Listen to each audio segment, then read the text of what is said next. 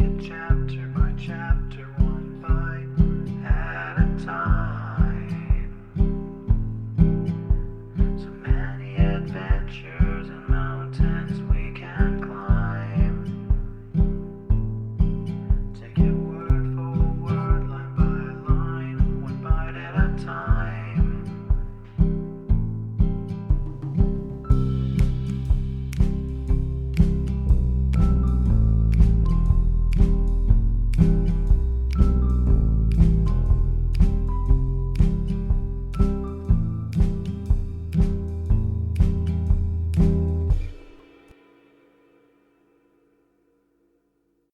Welcome to Bite at a Time Books, where we read you your favorite classics one bite at a time.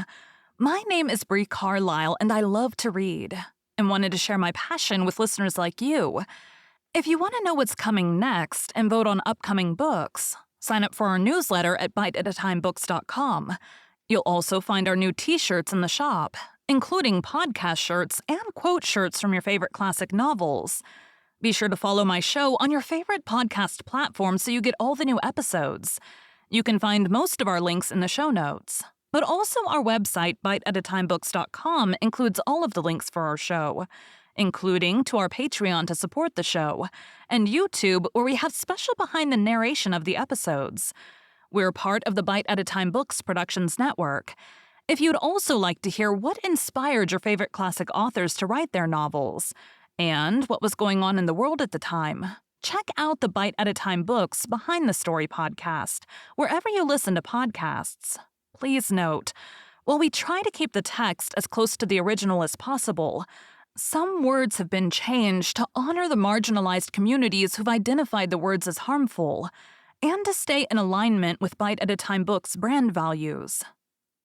Today we'll be continuing Great Expectations by Charles Dickens. Chapter 13.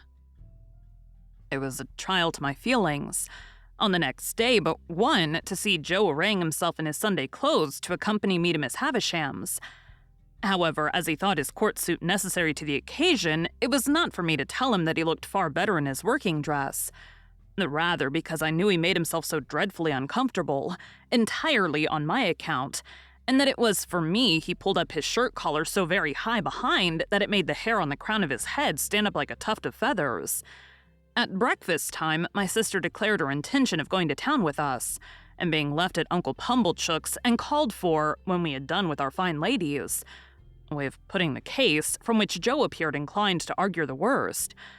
The forge was shut up for the day, and Joe inscribed in chalk upon the door, as it was his custom to do on the very rare occasions when he was not at work, the monosyllable "hout," accompanied by a sketch of an arrow supposed to be flying in the direction he had taken.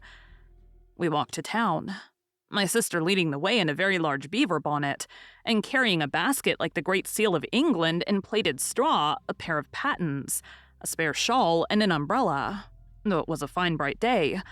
I'm not quite clear whether these articles were carried penitentially or ostentatiously, but I rather think they were displayed as articles of property, much as Cleopatra or any other sovereign lady on the rampage might exhibit her wealth in a pageant or procession. When we came to Pumblechook's, my sister bounced in and left us. As it was almost noon, Joe and I held straight on to Miss Havisham's house. Estella opened the gate as usual, and the moment she appeared, Joe took his hat off and stood weighing it by the brim in both his hands, as if he had some urgent reason in his mind for being particular to 1/4 of an ounce. Estella took no notice of either of us, but led us the way that I knew so well.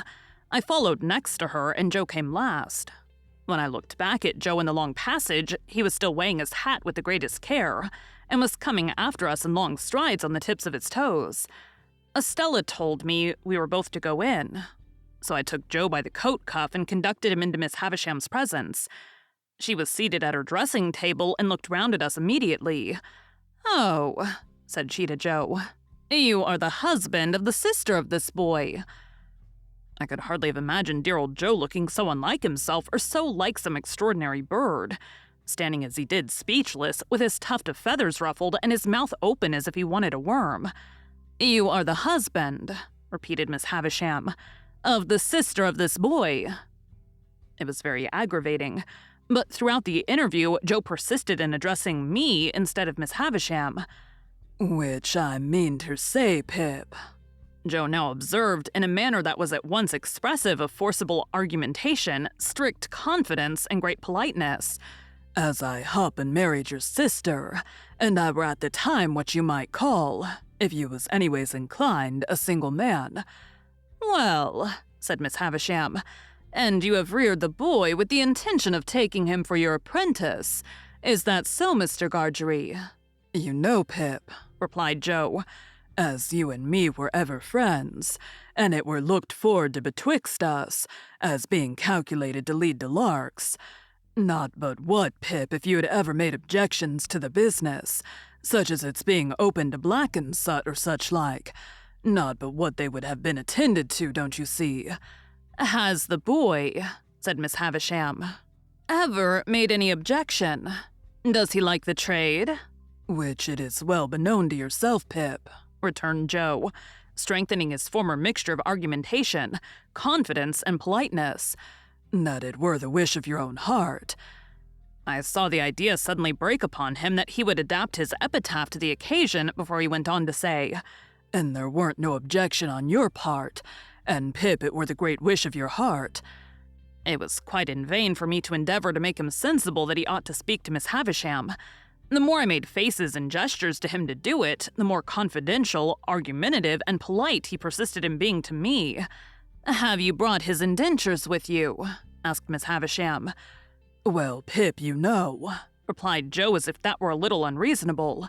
You yourself see me put 'em in my 'at, and therefore you know as they're here. With which he took them out and gave them, not to Miss Havisham, but to me. I'm afraid I was ashamed of the dear good fellow. I know I was ashamed of him when I saw that Estella stood at the back of Miss Havisham's chair, and that her eyes laughed mischievously. I took the indentures out of his hand and gave them to Miss Havisham. You expected, said Miss Havisham as she looked them over, no premium with the boy. Joe, I remonstrated, for he made no reply at all. Why don't you answer? Pip, returned Joe, cutting me short as if he were hurt.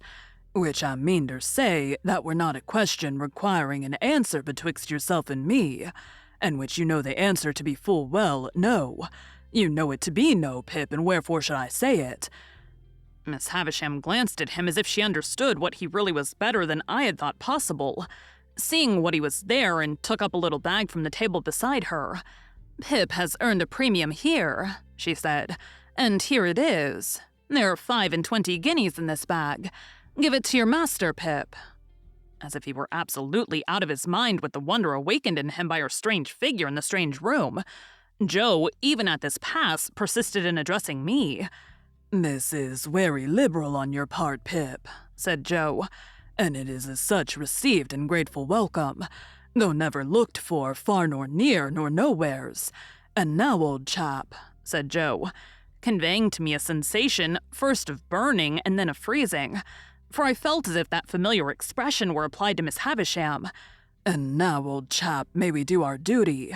May you and me do our duty both on us by one and another, and by them which your liberal present have conveyed to be, for the satisfaction, mind of, them as never. Here Joe showed that he felt he had fallen into frightful difficulties, until he triumphantly rescued himself with the words, and from myself far be it. These words had such a round and convincing sound for him that he had said them twice.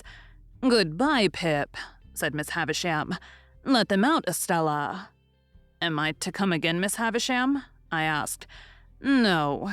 Gargery is your master now. Gargery, one word. Thus calling him back as I went out of the door, I heard her say to Joe in a distinct, emphatic voice, The boy has been a good boy here, and that is his reward. Of course, as an honest man, you will expect no other and no more. How Joe got out of the room, I've never been able to determine. But I know that when he did get out, he was steadily proceeding upstairs instead of coming down, and was deaf to all remonstrances until I went after him and laid hold of him. In another minute, we were outside the gate, and it was locked, and Estella was gone.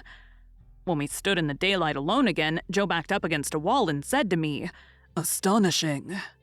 And there he remained, so long saying astonishing at intervals so often that I began to think his senses were never coming back.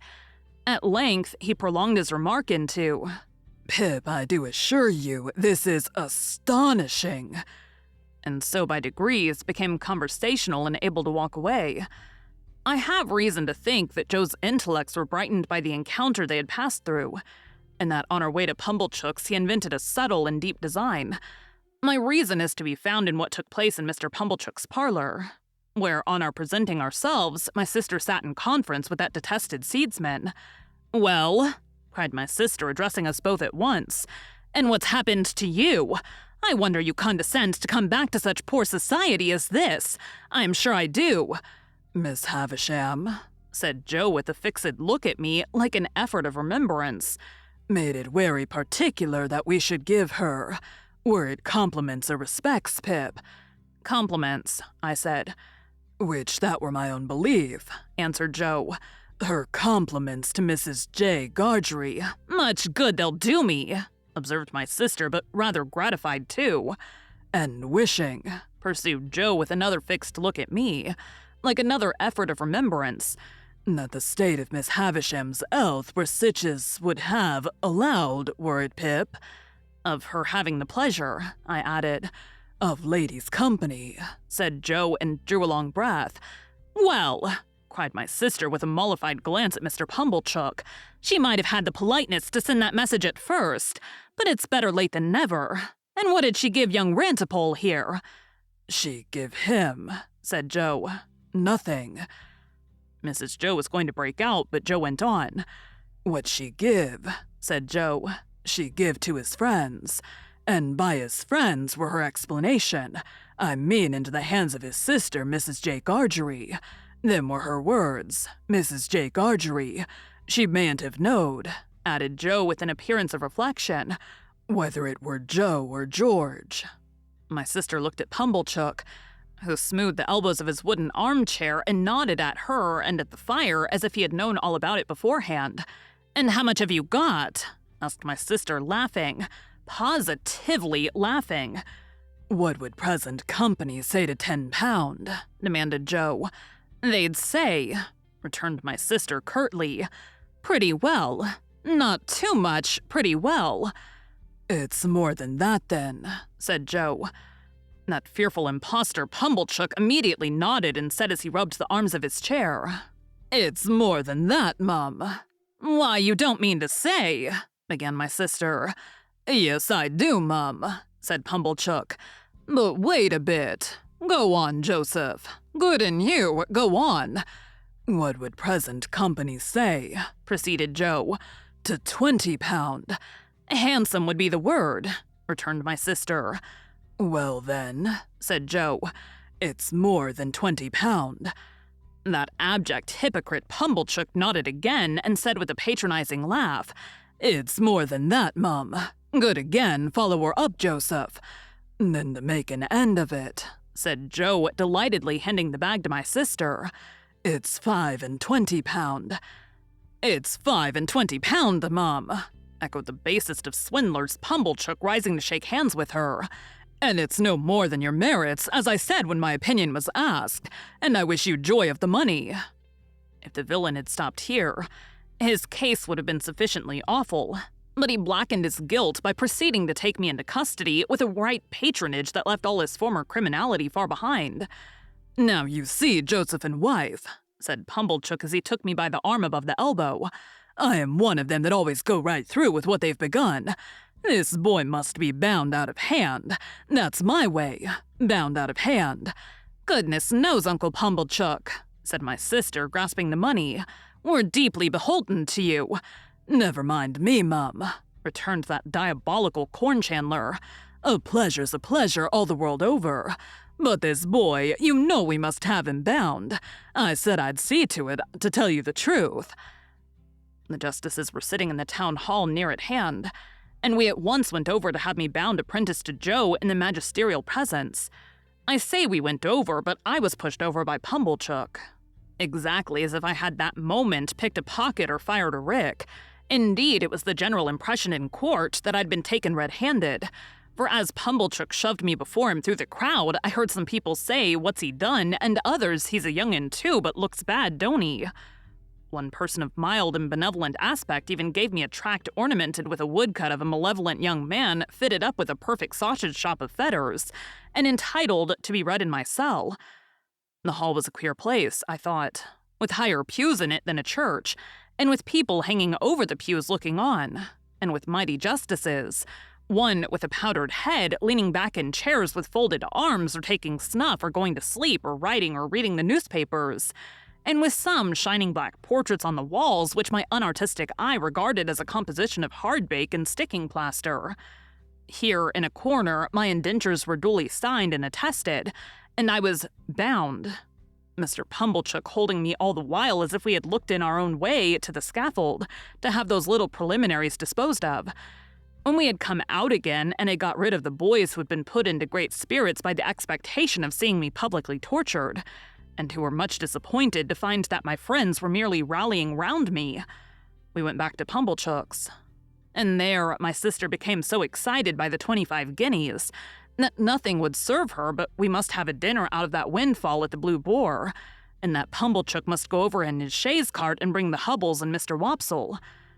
It was agreed to be done, and a most melancholy day I passed, for it inscrutably appeared to stand to reason in the minds of the whole company that I was an excrescence on the entertainment, and to make it worse, they all asked me from time to time, in short, whenever they had nothing else to do, why I didn't enjoy myself, and what could I possibly do then but say I was enjoying myself when I wasn't.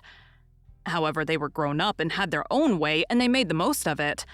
That swindling Pumblechook, exalted into the beneficent contriver of the whole occasion, actually took the top of the table, and when he addressed them on the subject of my being bound, and had fiendishly congratulated them on my being liable to imprisonment if I played at cards, drank strong liquors, kept late hours or bad company, or indulged in other vagaries which the form of my indentures appeared to contemplate as next to inevitable, he placed me standing on a chair beside him to illustrate his remarks. My only other remembrances of the great festival are that they wouldn't let me go to sleep, but whenever they saw me dropping off, woke me up and told me to enjoy myself. That rather late in the evening, Mr. Wopsle gave us Collins's ode and threw his blood-stained sword and thundered down with such effect that a waiter came in and said the commercials underneath sent up their compliments, and it wasn't the Tumbler's Arms. That they were all in excellent spirits on the road home and sang "O Lady Fair," Mr. Wopsle taking the bass, and asserting with a tremendously strong voice, in reply to the inquisitive bore who leads that piece of music in a most impertinent manner, by wanting to know all about everybody's private affairs, that he was the man with his white locks flowing, and that he was, upon the whole, the weakest pilgrim going. Finally, I remember that when I got into my little bedroom, I was truly wretched, and had a strong conviction on me that I should never like Joe's trade. I had liked it once, but once was not now. Thank you for joining Bite at a Time Books today, while we read a bite of one of your favorite classics. Again, my name is Bree Carlile, and I hope you come back tomorrow for the next bite of Great Expectations. Don't forget to sign up for our newsletter at biteatatimebooks.com and check out the shop.